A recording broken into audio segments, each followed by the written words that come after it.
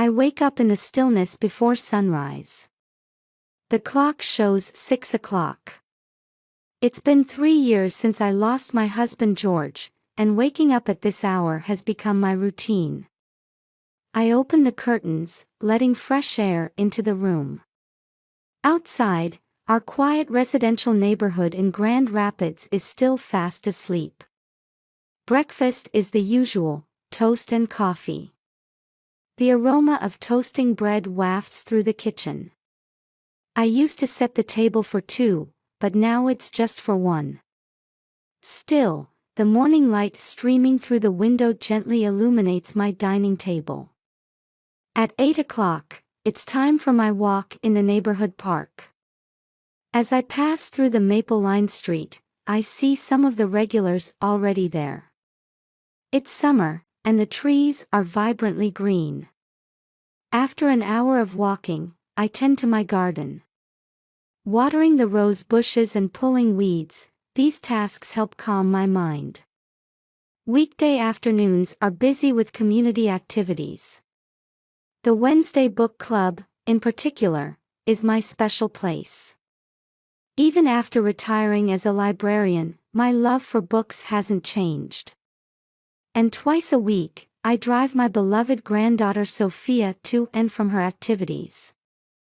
She's 8 years old and always chatters about her school day from the back seat on the way to ballet lessons. Weekends are special. Sophia stays over on Saturdays. We bake cookies together and read her favorite book, Charlotte's Web. On Sundays, I attend church service where I see my daughter Laura, her husband Adam, and Adam's mother Helen. Laura works part-time at the local supermarket 4 days a week, but on her days off, we go shopping together or enjoy gardening. Her smile is truly beautiful, especially when we get caught up in conversations about gardening. Adam keeps busy as a construction site supervisor. At our monthly family dinners, he always shares stories about his successes at work. He's a kind man who never fails to send flowers with Laura on Mother's Day. Helen and I maintain a cordial relationship, partly because we attend the same church. While our interactions are mostly social pleasantries, we still care for each other. Adam's house stands out in the neighborhood. It's a 2-story home surrounded by white picket fences, with well-maintained lawns, 3 bedrooms, and a 2-car garage. Thanks to his stable income from the construction company, they can comfortably afford Sophia's ballet lessons and 2 family trips each year. This was our daily life, filled with peace and happiness. Until that phone call came. The morning of July 15th started like any other. I woke up before my alarm clock, opened the windows to let in fresh air as usual. Outside, I could hear early morning birdsong as summer sunlight gradually brightened the streets. As I finished opening the curtains, I saw the Johnsons across the street already watering their garden. In the kitchen, I toast bread and brew coffee as always. After 3 years, I've grown quite accustomed to preparing breakfast for 1. The aroma of toasting bread fills the quiet kitchen. A single rose in a vase on the table, picked from my garden yesterday, still holds morning dew. After finishing my breakfast of toast and coffee, I headed out for my walk. Passing through Maple Street's tree-lined path, I exchange greetings with the usual faces in the park. Martha and Judy had already started their stretching routine, and I joined them. The pleasant summer morning air embraces us. On my way back, I caught sight of Sophia and Laura preparing for school and work. Sophia wore her blue backpack, while Laura was putting her supermarket apron in her bag. Adam's car was already gone, he must have left early for work. Construction sites start early. Grandma, good morning. Will you help me continue my project after school today? Sophia's cheerful voice rings out. She had started working on her school research project at my house last week. Her enthusiasm warms my heart, reminding me of my days as a librarian. None of us could have predicted that this ordinary day would change so dramatically in just a few hours. I spent the morning tending to my garden, watering the rose bushes and trimming overgrown branches. Next week's book club would be discussing a gardening book, and I wanted to gain some practical experience to advise the members. After a light salad for lunch, I immersed myself in preparing materials for tomorrow's book club. In the evening, I was double-checking the materials while watching local news on TV. Grand Rapids' peaceful daily news played in the background. Occasionally, I'd smile at the photos Sophia sent to my phone. Today it was a picture she drew in class. Around 11 o'clock, I was preparing for bed.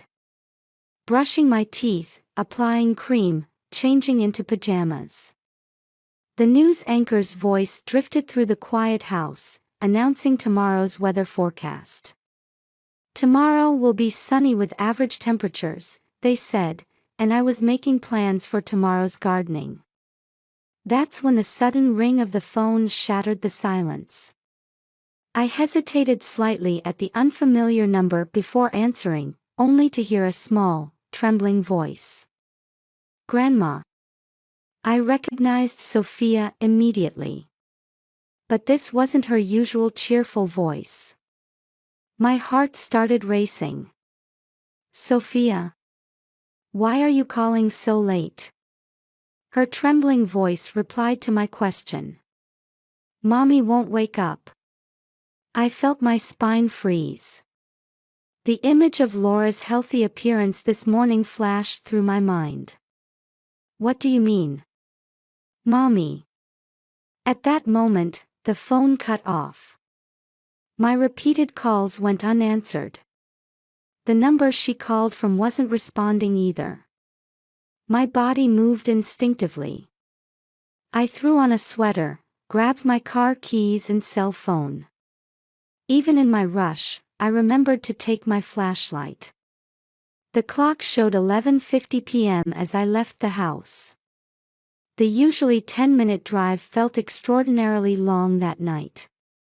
In the residential area, only streetlights provided illumination. The roads were wrapped in midnight silence, with only my car's headlights cutting through the darkness. My hands gripped the steering wheel tightly. Even though all the traffic lights were green, they seemed to take forever to change. Finally arriving at Adam's house, I found only an eerie silence. All windows were dark. Even the usually lit porch light was off. Neither car was in the driveway, no sign of Adam's black SUV or Laura's silver sedan. "Sophia." "Laura."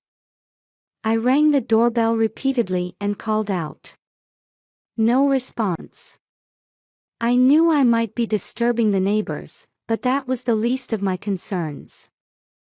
I checked around the house. Going to the backyard, I tried to peer through windows, but darkness blocked my view. Even with my flashlight, the interior seemed completely silent. Not even the usual hum of the refrigerator could be heard. I called 911.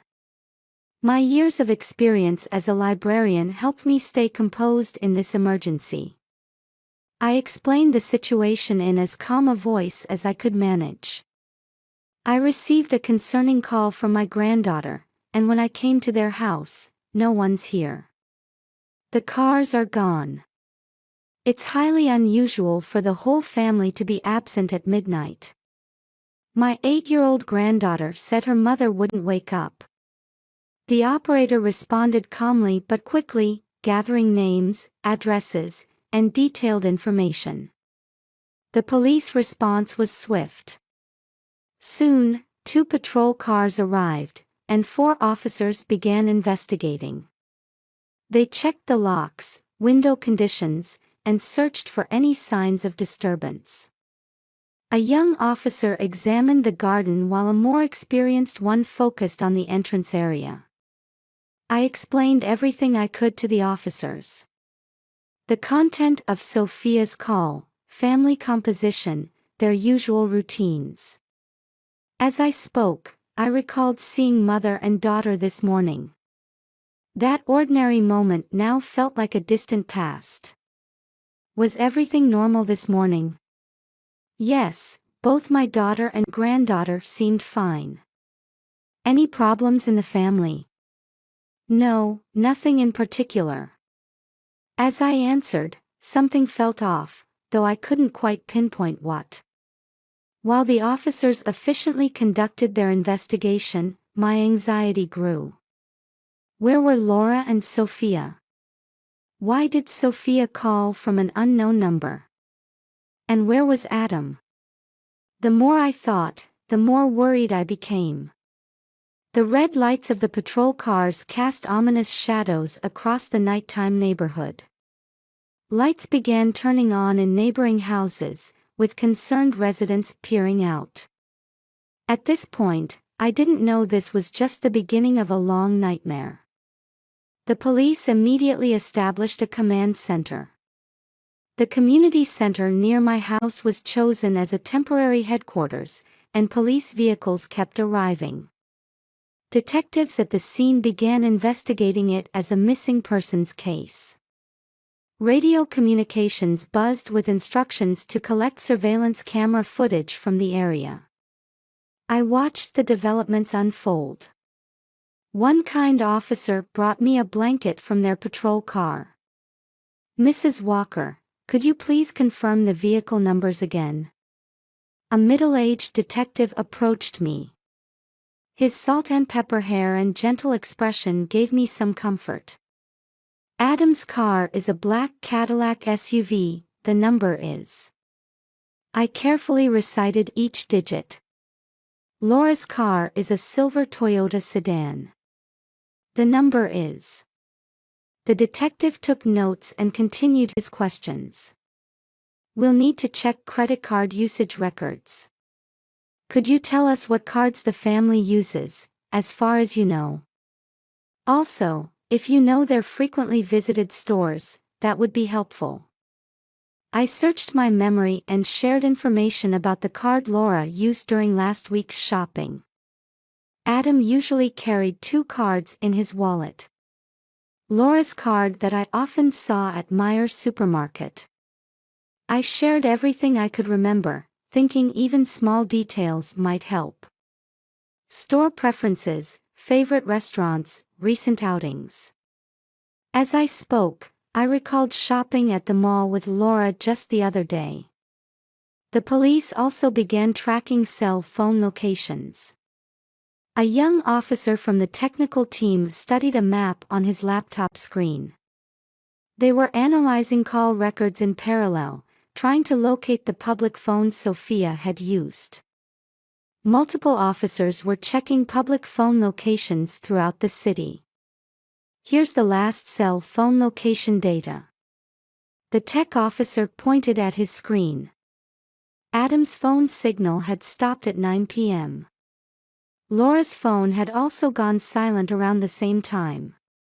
Clearly an intentional power off. Around 2 a.m., they finished collecting surveillance camera footage from the area. Street corners, convenience stores, gas stations. Officers intently reviewed the gathered footage. I was allowed to watch too. The blue-white light from the monitors illuminated the tired officers' faces. "Here it is." The tech officer called out at nearly 3 a.m. The screen showed footage from around 9 p.m. last night. Adam's SUV heading toward the suburbs. The car's headlights cutting through the darkness. And surprisingly, 10 minutes later, Helen's car followed in the same direction. The same cars were captured on other cameras, gradually revealing their route. "We've located the phone call source," another officer reported. The blinking location indicator on the screen pointed to a vacation home area near Grand Lake. I suddenly remembered Helen owned a cottage there. We had visited it last Thanksgiving. A quiet place away from civilization. It's Helen's cottage. On Pine Tree Street by Grand Lake. My words accelerated the officer's actions. Orders to rush to the scene flew out, and SWAT team support was requested. I was permitted to accompany them, likely considering the gravity of the situation. A line of patrol cars moved along the dark unpaved road. Their headlights revealed a cottage emerging between dense trees. At 4:30 a.m., all vehicles stopped with lights off. Only moonlight illuminated the scene. No light leaked from the building. Complete darkness. SWAT team members quickly took positions, surrounding the building. Officers in black gear moved like shadows. I watched from a safe distance, holding my breath. Faint sounds could be heard from the dark building, especially from the basement direction. My heartbeat echoed loudly in my ears. When the order to breach was given, time seemed to stop. The door was broken down, flashlight beams cut through the darkness. For a few seconds, the world seemed frozen. Minutes later, Adam and Helen were restrained and brought out. Adam showed no resistance, just a vacant expression. His usual gentle demeanor was nowhere to be seen. Helen was distraught and shouting something, but her voice was swallowed by the night darkness. Both were handcuffed and placed in separate patrol cars. Get an ambulance quickly. Basement. An officer's voice rang out from inside. I instinctively ran toward it. An officer tried to stop me, but seeing my desperate state, they allowed me through. Going down the dimly lit stairs, I found Laura and Sophia. The basement had a damp atmosphere with a faint smell of dust. Laura lay in a corner of the basement. Though conscious, she appeared severely weakened. Her face was pale, lips dry. Multiple bruises and wounds were visible on her arms and neck. She accepted water from an officer with slightly trembling hands. Paramedics quickly began treatment and carried her out on a stretcher. Grandma. Sophia ran to me. Her small body clung to mine. Though she showed no physical injuries, she was trembling with fear. I held her tightly. Her intelligence and courage had made this rescue possible. She had found a public phone and had the wisdom to seek help. You did so well. You did so very well. I hugged Sophia repeatedly while wiping away tears. An officer brought a blanket. As I draped it over her shoulders, I looked toward the ambulance. Laura was already loaded, and it was heading to the hospital with sirens blaring. The red lights disappeared between the trees. Paramedics recommended checkups for us too. They confirmed Sophia had no injuries and gave her a brief examination. She looked exhausted, nestling small in my arms. An officer brought us warm drinks. We sipped them slowly, waiting for dawn. The pre-dawn sky was gradually brightening. Adam and Helen illuminated by patrol car lights. The sound of the ambulance siren fading away. And Sophia, finally sleeping peacefully in my arms, at last feeling safe. Light from the horizon gently illuminated her tired sleeping face. Our lives changed dramatically in these nightmarish hours. But feeling Sophia's warm breath, I made a firm vow. From now on, I would absolutely protect this child and Laura. The dawn light gently illuminated that promise. 3 days after the incident, I waited in the hospital hallway for a police report. Laura was still hospitalized but stable. Sophia was staying at my house, currently meeting with the school counselor. The lead detective approached with a grave expression. He said he would share the facts revealed during interrogation, being as considerate as possible. Led to a hospital consultation room, I took a deep breath, preparing myself. Suspect Adam Walker has begun making statements. The detective's voice was quiet but carried certain weight. He admits to long-term domestic violence. However, he tends to try to justify his actions. According to Adam's testimony, it all started from a twisted obsession with having a perfect family. From the beginning of their marriage, he closely controlled Laura's behavior. Where she went, her friendships, what she bought. The control gradually intensified, and he began using violence when Laura didn't comply. The suspect claims these actions were legitimate discipline. He states, "Mother always taught me that maintaining household order was a husband's duty. If my wife doesn't listen, it means my guidance is insufficient." The detective dispassionately read Adam's words from the interrogation room. "I needed to guide her as many times as necessary until she became the perfect wife. Mother said that was right. Laura was a defective product that couldn't meet my expectations. She needed correction." My hands trembled. Helen's shadow lurked behind this tragedy. Her teachings were deeply embedded in Adam's words. Helen's interrogation revealed even more horrifying truths. "I raised my son to be perfect as a mother." Helen's statement record detailed her abnormal thinking. "Adam is my pride. But that woman was different. A loose woman who would ruin my son. She couldn't even do housework properly. Not worthy of my son. I knew from the start." Her true nature was exposed under the investigators' questioning. "From their wedding day, I kept pointing out her flaws. Bad cooking, inadequate cleaning, not even fixing her makeup when she knows her husband is coming home. She was an embarrassment in social circles. An abnormal attachment to her son, deep-rooted hatred for her daughter-in-law. She saw Laura as someone who stole her son and maintained a constantly critical eye. While outwardly playing the loving mother-in-law, she repeatedly harassed Laura behind the scenes. What I did was love. Proper guidance for my son. Necessary measures to maintain the family's dignity. That child must have felt the same way. After all, we are the perfect parent and child." Even the interrogator was left speechless at these words. Her twisted maternal instinct and desire for control were too deeply rooted. Suspect Helen fully supported her son's actions. Rather, we found she was actively involved. The detective began explaining the events of July 15th, flipping through his papers.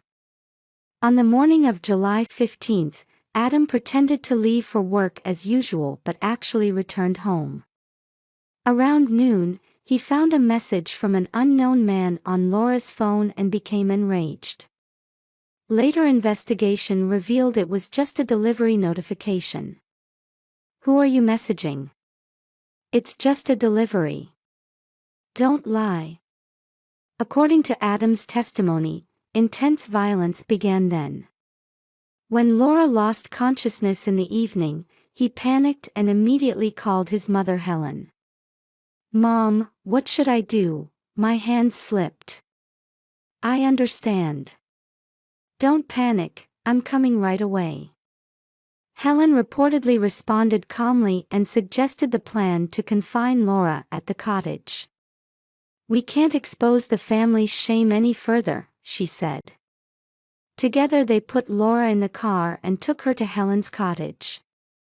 Adam stated they had to take Sophia too as she was a witness.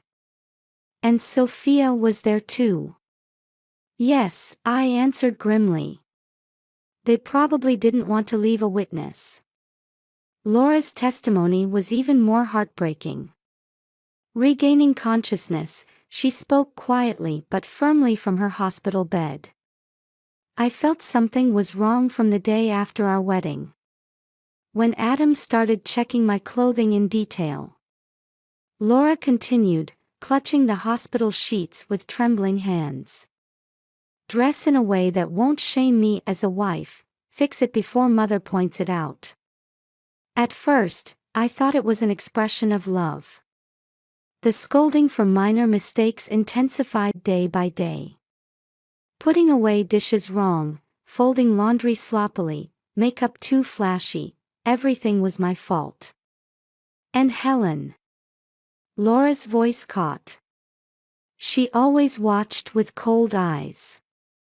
You're not good enough for my son, we could have found a more perfect bride. Being told that constantly. At first, I believed it was Adam's way of showing love. Laura's voice trembled.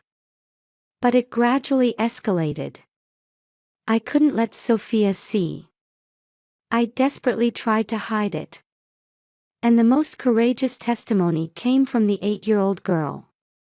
In a child-friendly interview room, Sophia answered the child psychologist's gentle questions.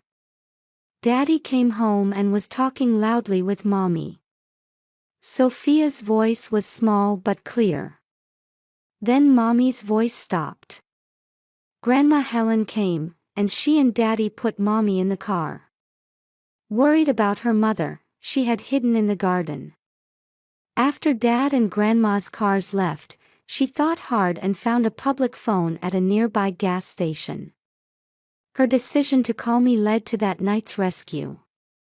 When the psychologist asked, "Why did you call Grandma Grace?"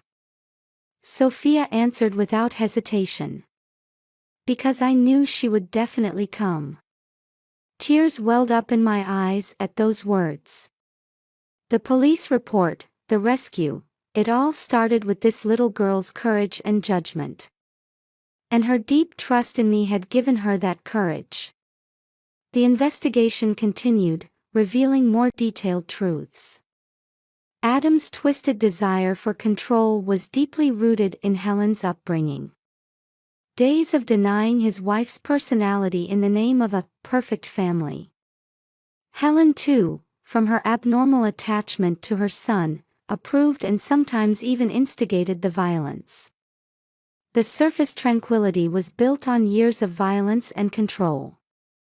The happy family, performed before our eyes, was a cruel fiction. The peaceful smiles at Sunday church, monthly family gatherings, all were carefully crafted masks. But now that mask has completely shattered. The truth was painful and hard to accept. Yet, I told myself this was a new beginning. The sunlight streaming through the hospital window felt like a symbol of hope. Laura and Sophia's recovery, that was my only wish now. Learning the truth is painful, but it's the necessary first step in healing.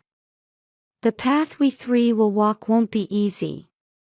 But I could believe we'd move forward steadily, supporting each other. The detective who finished reporting the investigation quietly stood up. I sincerely pray for your family's recovery. Nodding at those words, I headed to the hospital room.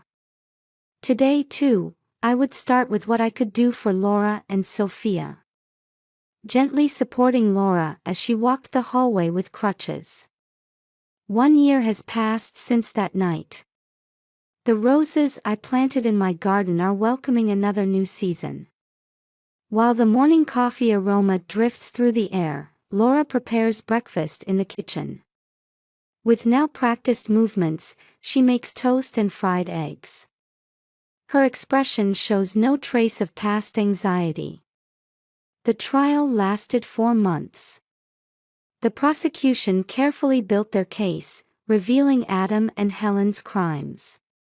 Surveillance camera footage, phone records, and above all, Laura's brave testimony. In court, she spoke with dignity. My silence was my mistake. For my daughter's sake, and for others suffering the same pain, I must speak the truth. The prosecution presented evidence of years of domestic violence. Medical records, neighbor testimonies, and numerous pieces of evidence showing Helen's involvement were submitted to court. The defense claimed diminished responsibility due to mental illness, but expert testimony dismissed this. The sentence was severe. Adam received 20 years in prison. Helen too was sentenced to 10 years as an accomplice. Additionally, both received indefinite restraining orders. The judge explained the harsh sentences, stating, "The wounds inflicted on the victims' hearts are immeasurable."